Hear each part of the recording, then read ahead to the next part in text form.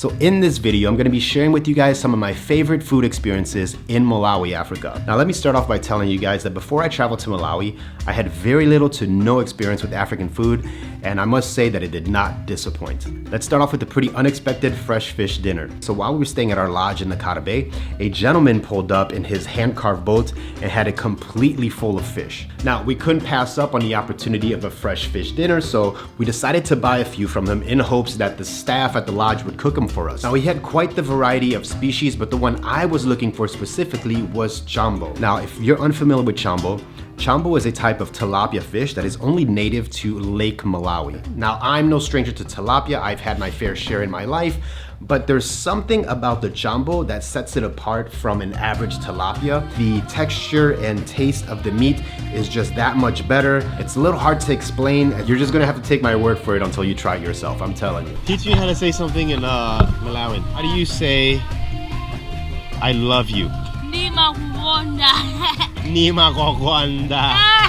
So once we got our fish, we walked them up to the staff working the lodge and asked if they could cook them for us, and to our luck, they could. We had our fish fried, served with white rice and a tomato stew. Very simple, basic, but super good. I give this meal an 8 out of 10. Next up, street barbecues. So at one point while we were driving through Malawi, we decided we wanted some barbecue. So we pulled up on this guy that was grilling on the streets. As we approached him, we noticed that he was grilling beef barbecue skewers. Now here's something that I learned in Malawi. Malawans love salt, lots of salt. In most cases when we order street barbecue, they would pour us a side of dipping salt, just like this gentleman is doing. It was like ketchup to them. Now the meat was very well marinated, but despite their best effort, it was just a little bit chewy, and that was kind of common with these street vendors. A lot of times they didn't have the best cuts of meat. It was just chewy, more fat than meat. I give the barbecue beef skewers a 6 out of 10. Now, Cape Maclear was one of the highlights of our trip. It's a town situated directly on Lake Malawi and probably one of the most visited destinations in the country. So while we were there, we decided to take a boat to a neighboring island called Dumbi Island. On the way there, we made a stop to swim with the cichlids, and cichlids are a type of vibrant colored fish that are also only native to Lake Malawi. So that was really cool. We swam with them, had a lot of fun, and then it was time for lunch. Now, when we arrived at Dumbi Island, there was a group of local men preparing lunch for us. Now, this was not a stand or a restaurant, it was a straight up beach fire barbecue. We arrived just in time to see one of the guys gutting a freshly caught catfish. They were making white rice, the infamous tomato sauce, and of course a sima, which is pretty much a hard porridge made of corn. Now this experience was as organic as can be. We didn't even have a table to eat on. We just had the food laid out on the beach and just kind of went at it. Again, a very simple meal, but very well done. The fact that the ingredients were fresh and everything was prepared from scratch just made it that much better. And to be honest, I might be a little biased when it comes to Malawian food because I feel like it really reminds me of food from my culture, which is the Hmong culture. And although these cultures are worlds apart, I think the similarity lies in the fact that there isn't an abundance or a huge variety of ingredients. People could just kind of make do with what they have. Very simple, but delicious. I give this one an 8 out of 10. So I think one of the best experiences you can have while traveling is connecting with locals. We were invited to our friend Tom's home for dinner one evening where he and his wife had prepared a traditional meal for us. Outside is what we call matumbo, intestines, you know, for casings. Yeah, like casings. It's a bit different from the artificial one, the one you used to eat in America. This is locally made. It's more tasty, more healthier, and more delicious. Fries, or chips as they call it in Malawi. We don't use any machine when cutting them. We use a knife. This is rice. It's actually from Kota Kota. Oh, that's Kota Kota? No, it's beef. No, it's beef. That's goat stew. No, this is beef stew. You taste? No, you can't taste now. This is beef stew. Okay, yeah, put you it can back. smell it. Put it back. Yeah.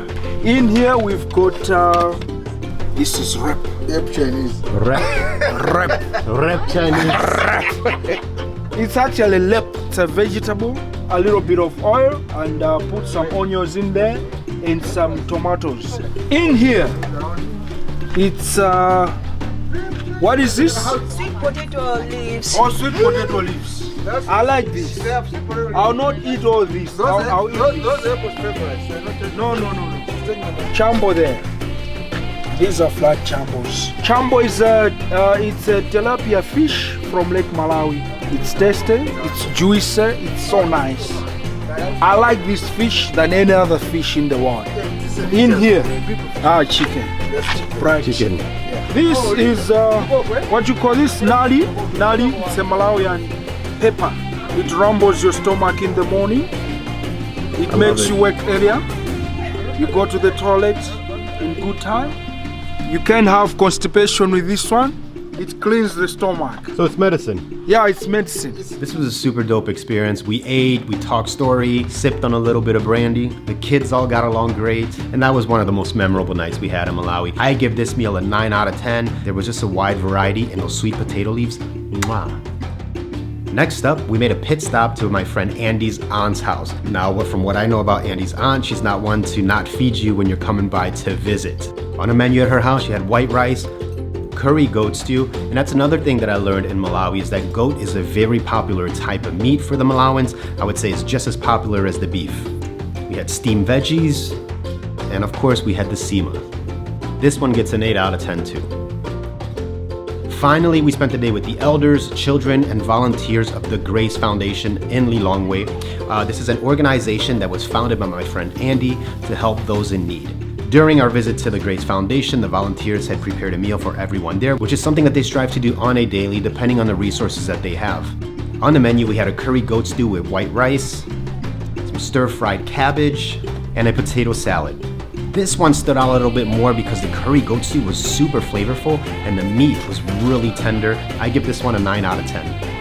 And that pretty much wraps it up for this video, guys. If you want to learn more about the Grace Foundation and the work that they do in the community, please watch this next video on how my visit at the Grace Foundation landed me in the local newspaper. Until the next one, guys, this is Cedric, and I'm out.